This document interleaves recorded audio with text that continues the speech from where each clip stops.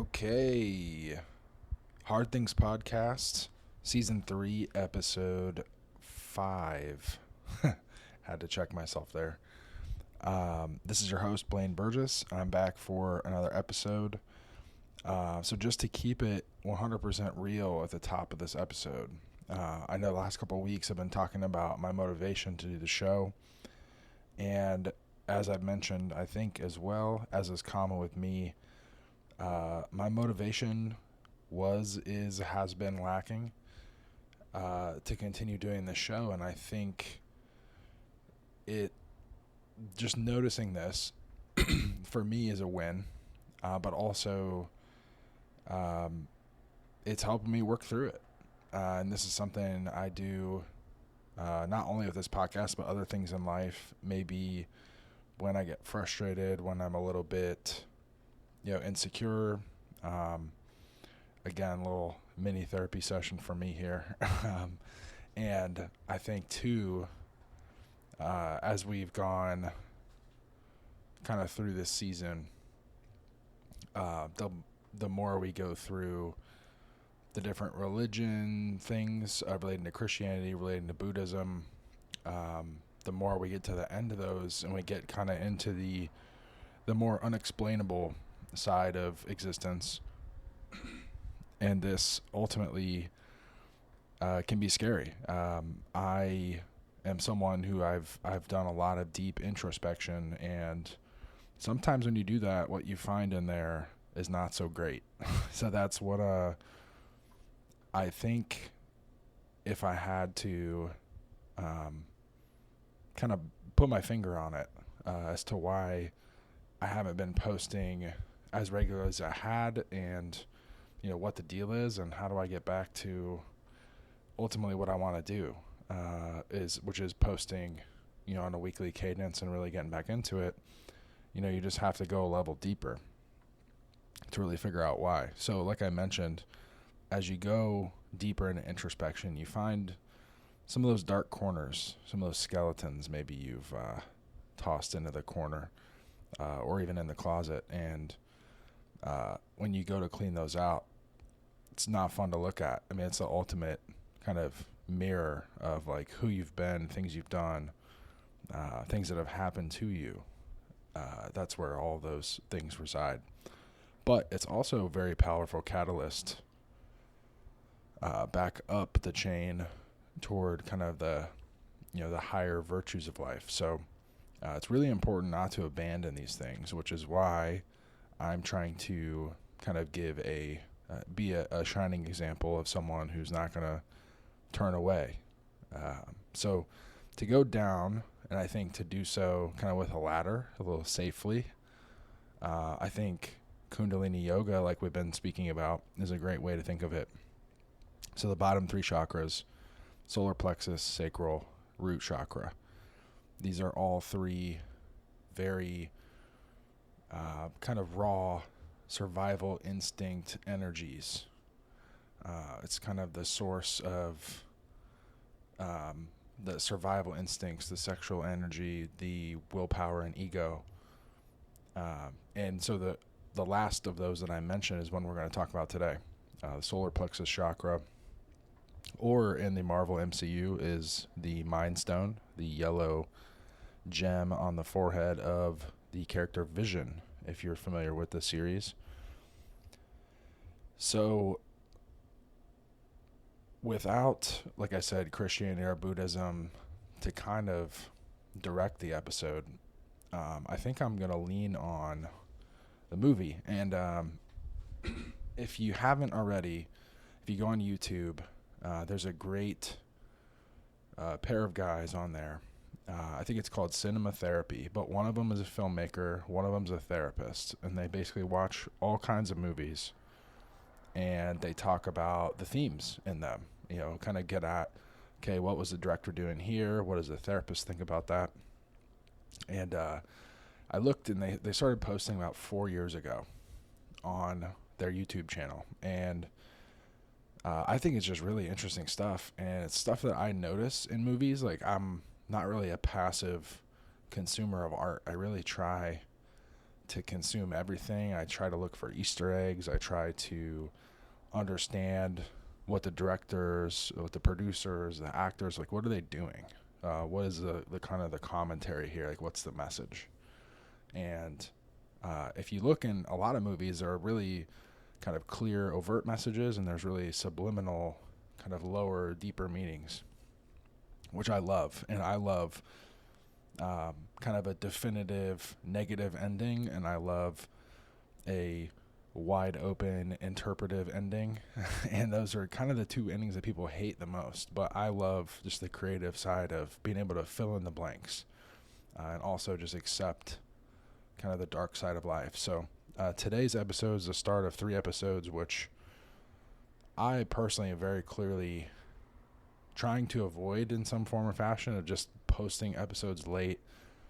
To speak about that really quick before we continue, I recorded episode last week. I think even on there I mentioned what day I was doing it, and then I had a couple of tests for school, and then I had a long weekend. I was traveling out of state, going to a really rural area just to unplug and completely, get away from my computer, because with school, computer is kind of where it's at.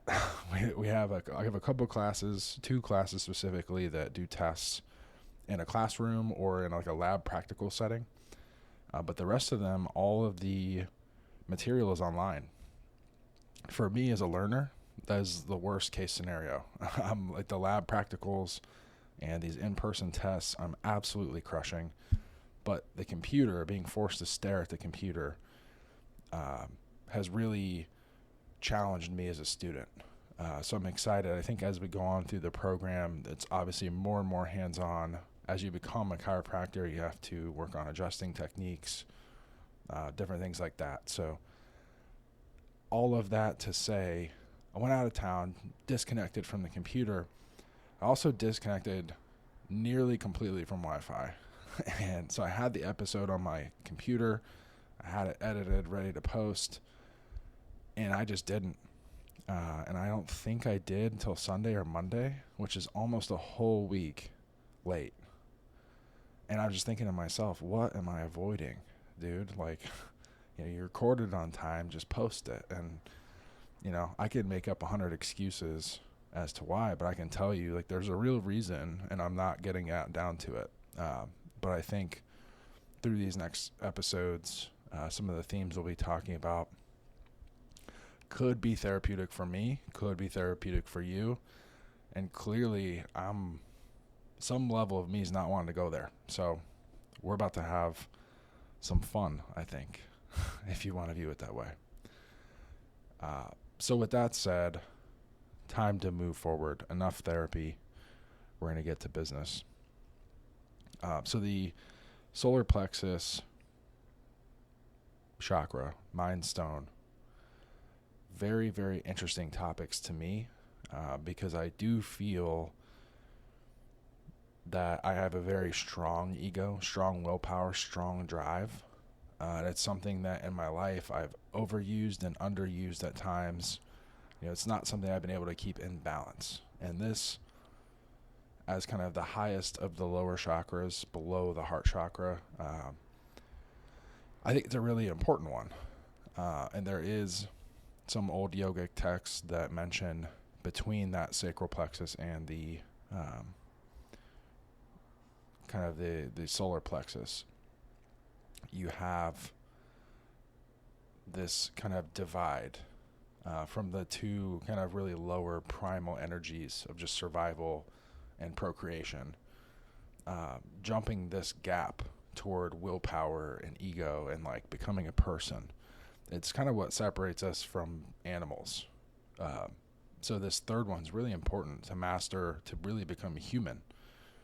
And it's also like somewhat terrifying, because there's a bit of responsibility. Like, once you become sentient, your life's not just about survival and like procreation. It's like, now we have a responsibility beyond ourselves and our community, and maybe even beyond our community, to kind of do the right thing. So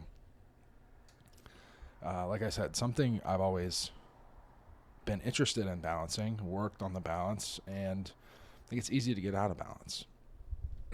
So in my experience, two things that happen if you are kind of under egoed, you get depressed. That's when you just retract back into, avoiding social settings, trying to be alone a lot. You kind of go off on your own. And sometimes we need this. I think every night we go to sleep. Technically, you fall asleep and you are alone, and it's a great time to recharge. But you should be waking up in the morning refreshed, ready to like jump out of bed, go attack the day, be social, do all the things we have to do, in our communities. And that can be really tough. And on the opposite side of that is anxiety, when you're kind of maybe too far out over the edge. You don't quite know who you are, what you're supposed to be doing, and you're pushing along in life and just not quite sure where that edge is and just not wanting to fall off. And I can tell you it's very easy to fall off. So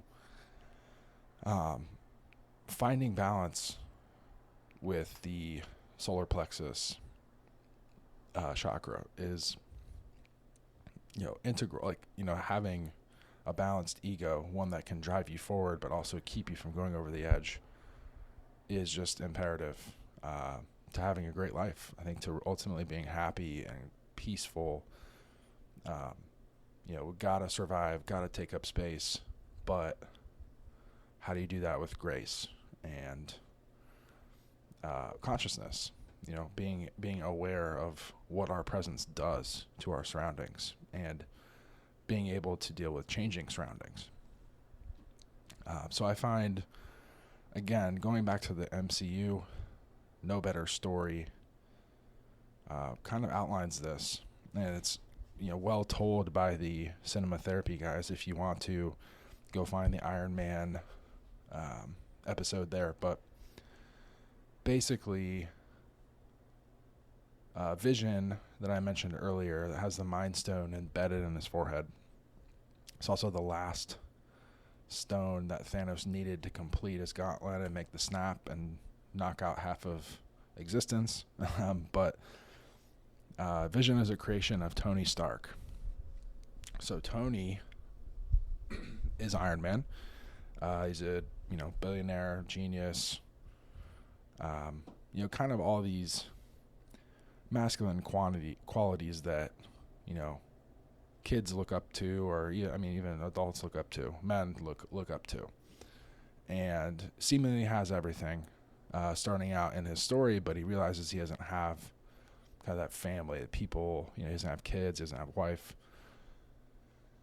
and everything he's doing and using his genius for, again, like kind of that overblown ego, willpower directed greatly at something, but maybe ultimately not the end all be all for you. That was Tony Stark to a T. He's making weapons. He can see that enemies, have his missiles and are firing them back at the good guys, and he just kind of says, all right, pull the plug on that. We're doing sustainable energy. We're doing all this other stuff. I'm going to be Iron Man and kind of save the world. So he switches that over, which works until he realizes how difficult it is to save the world and that you can't save everyone. And even his massive ego and willpower is just no match for evil as a whole. Just alone, he just can't do it. So obviously they form the Avengers. He gets some friends on his side and they're fighting, but even the Avengers can't outpace kind of the evil stuff that's happening. And honestly, the bigger gun that they have, the bigger gun responds, aka Thanos. And it's kind of mutually assured destruction deal goes on and on and on through the story, and it's just anxiety inducing. Again, Tony is out on the edge and he doesn't know where the edge is and he doesn't want to go over, and it's just kind of forcing him to go out there and go out on thin ice and hope he doesn't fall through. And at various points in the story too, he also gets depressed. there's a point in time where he basically realizes everything he's done. He creates a robot named Ultron that eventually gives birth to Vision, like kind of the perfection of his robot idea. But first, it becomes this evil thing that attacks the world. So he realizes that as good as his power is, it's also, it kind of has this dark side, like I've been talking about. So he also says, like, hey, I'm going to keep being a superhero, but I need someone else to kind of run the show or have control, so it's not just like unilateral dictatorial power, which is a good thing. Splitting up power ensures that no person gets totally consumed by all of it. Shout out to Harvard government department for that insight. But it also he kind of retracted too far. He got a little too depressed. And then even after Thanos snapped his fingers, he lost Spider-Man, made him real depressed again, and he kind of retracted even further, stopped being Iron Man, had a family, had a daughter, which is obviously good things, but also he's not living up to his fullest potential, kind of out on the edge until they realize they can reverse the snap. He does time travel, all this stuff, and eventually comes around to sacrificing himself. He gets a hold of the stones. There's no other way to defeat Thanos, and he ends up snapping his fingers to get rid of Thanos and kind of end the whole saga. So you can see kind of this ego willpower, when put to right use, can ultimately, you can have that right action that Buddhism talks about and be confident in it to the point where you're not afraid anymore. You don't have anxiety. You're not depressed because you are pushing to be your best. And that kind of ideal balance, even though it led to his ultimate demise, he did sacrifice himself for all these other people to live and kind of fulfilled his purpose in a way. So that's obviously how the script was wrote, but I think it was beautifully written. And all of that chaos and drama and everything was what ultimately allowed Tony to step up and be his best self. So, again, I do love kind of sad endings, like even if they're sad, but they're kind of like morally good. It's like a moral win, but, there's a little bit of bad to it. It's just a really honest ending. Sometimes you have to sacrifice, and I think, too, one reason men have so much trouble with masculinity is that it is a sacrifice. Like, you're kind of put on this earth to work hard, get used up, and die, hopefully with your family surrounding you is like the best case scenario. So it's a little bit depressing, but in between, the journey of everything can be excellent. So I think that's what you have to focus on, is the power of the moment right now, like the present. And again, like anxiety and depression is when you're living in the past and the future and not living on that out on that edge in the current moment, really striving to be your best self right now. So really grateful for that story, the whole Tony Stark arc, and to continue getting even deeper into it, bringing it back to Vision. So Vision was kind of the final version of Ultron. So Ultron made a vibranium body. It was kind of like a cyborg thing, so partly human, I believe. But the Mind Stone was embedded in it. At this point, the Mind Stone had also created a couple superheroes. There's a whole episode or a whole movie with Loki where he is using the staff that's powered by the Mind Stone to basically control people's minds. So at one point, the Mind Stone's is shown to have all these different powers. On Thanos' glove, it's shown as the biggest one. So I think if the writers, producers, directors were ever thinking about Kundalini while writing this story and kind of using it as a potential roadmap, I mean, it's really not far out to think Stan Lee, one of the original creators of Marvel and all these characters, didn't do a little drugs and think about Kundalini and then sprinkle it in the comics. Like, that's pretty straightforward. But to be able to see that kind of drawn out over time and ultimately, illustrated so beautifully in a movie like this is really great. And not only a movie, but like a whole, cinematic universe where these themes come up again and again. So yeah, Vision has this stone, implanted in his head. He's like this almighty cyborg, like the most powerful character, but he's also, constantly evolving. The mind, I think, in our current world, technology is developing so fast. Just can't help but think of AI and all the capabilities of it and how fast it's developing, and like how soon might it outpace our ability to think. And again, like, one can't help but think about Terminator and Skynet and all these things, like all these kind of doomsday things.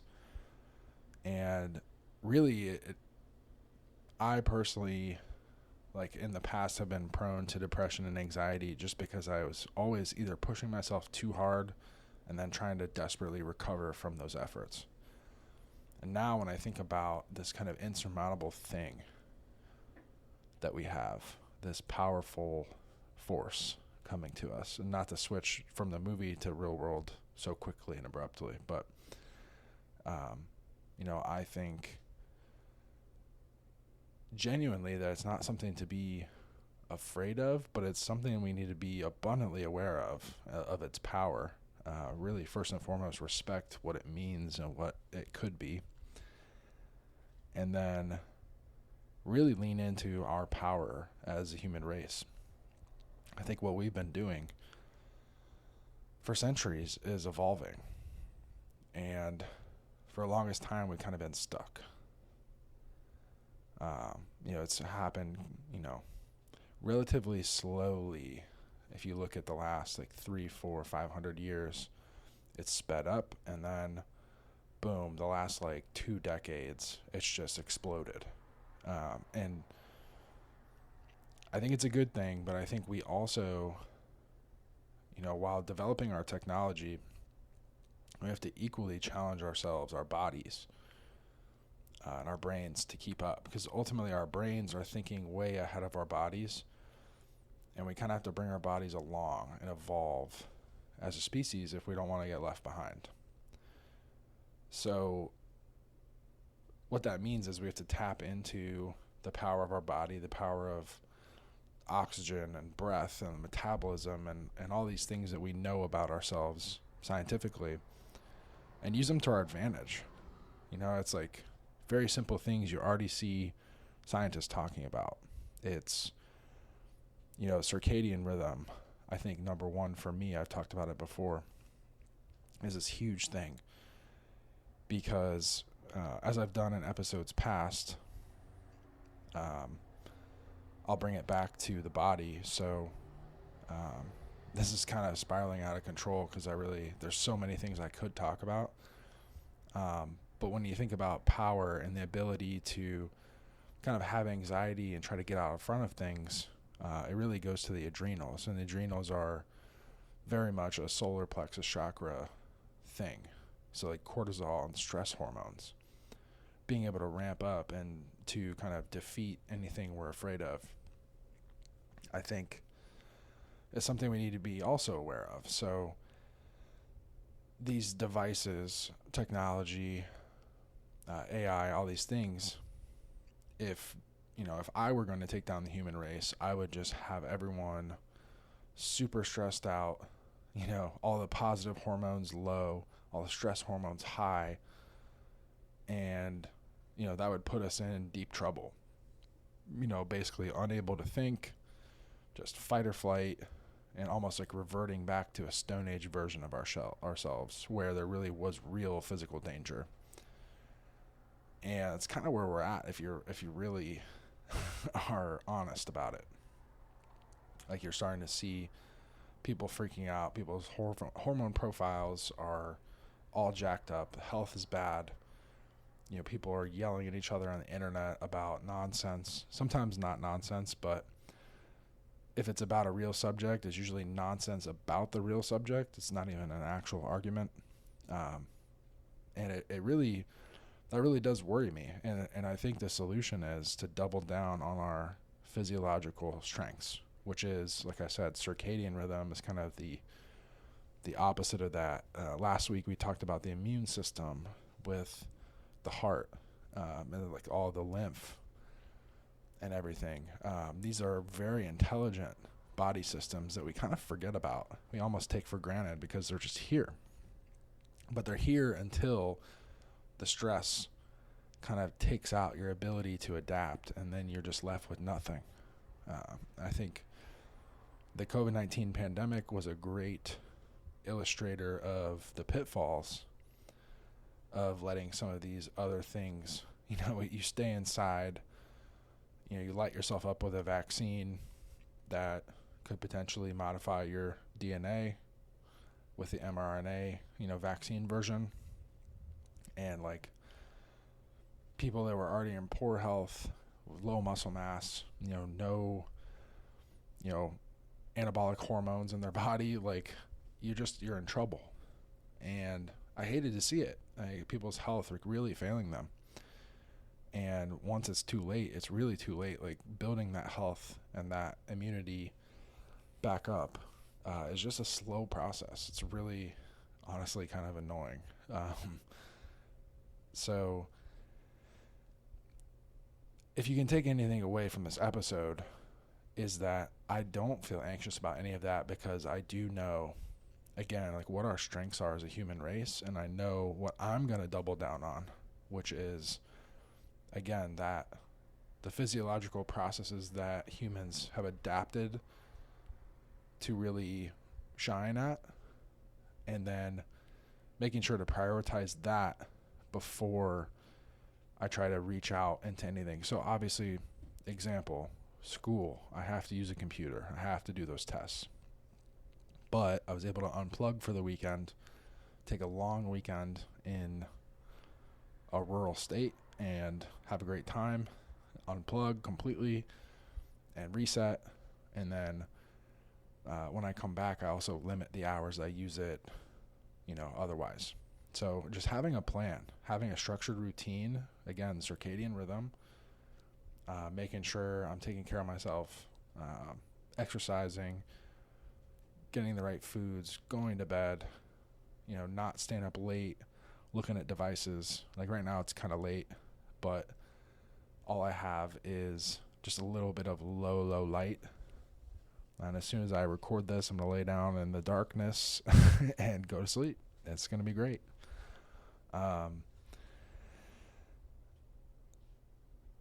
So yeah, I digress. That was a big long rant. So this episode, I was kind of excited just to freestyle it. I did not do notes like I did previously. We did not have Christian or Buddhist ideas, so this was just me recounting random Marvel and talking about, my strategy and my opinions on where we're headed. So I will wrap it up. I think one thing I want to do, I want to commit to myself to keep this as close to 30 minutes as I can. I think before I was starting to get into like an hour territory. It was just getting too long, I don't want to say convoluted, but just too much. So I think bringing it back to 30 minutes is going to help a lot. And then just, again, like posting this tomorrow. It'll be Thursday. I'll turn around, record a sacral chakra episode for next week, post on Tuesday, Lord willing, and get back on track with that for the end of season 3. And then season 4 will bring something completely new and different. I have no idea what it's going to be, but I'm sure I'm going to figure it out. So yeah, we're right now crossing the 30-minute mark. I do want to think really quick if there's anything I want to add to any of that.